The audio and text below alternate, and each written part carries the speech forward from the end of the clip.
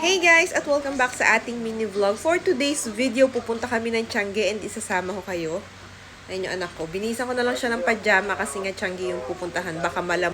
Eto na nga at naglalakad na kami papunta nga doon sa Tiangge. Oo nga pala, malapit na yung piyesta dito sa poblasyon kaya may Tiangge dito. Or ito yung tinatawag naming piyestang bayan.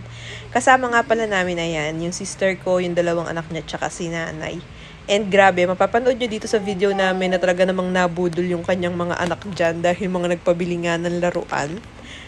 Kami naman nga magtitingin-tingin lang at hindi namin alam kung ano nga yung aming mabibili. Ayan nga pala si Daddy at si Matthew. Siya nga pala yung bumuhat kay Matthew dahil prone nga ako sa dapa, baka maidapa ko yung anak namin. Bago nga kami umikot sa dulo, eto nga at dumaan kami kay Chonas. Masarap guys yung kanilang inasal, kaya dyan kami bumibili. And eto na nga, for the lakad ang mga person. Syempre, tingin-tingin kung ano nga yung mabibili natin.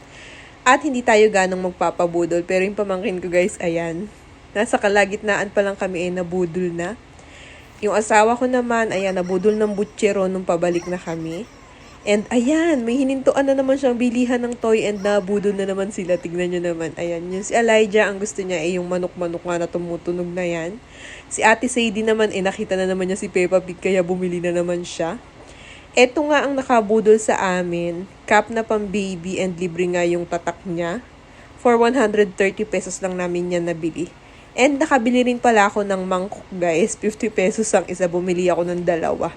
So yun lang, paglabas namin, inabutan na nga namin yung prosesyon at tapos na nga yung misa nung lumabas kami.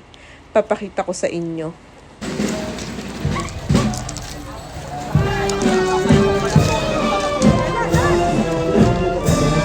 Lahat ay pinagpana naman yung anak na si Jesus. Santa Maria, ina ng Diyos, panalangin mo kami makasalanan, ngayon at kung kami mamamatay. See you ulit sa aming next vlog. Bye!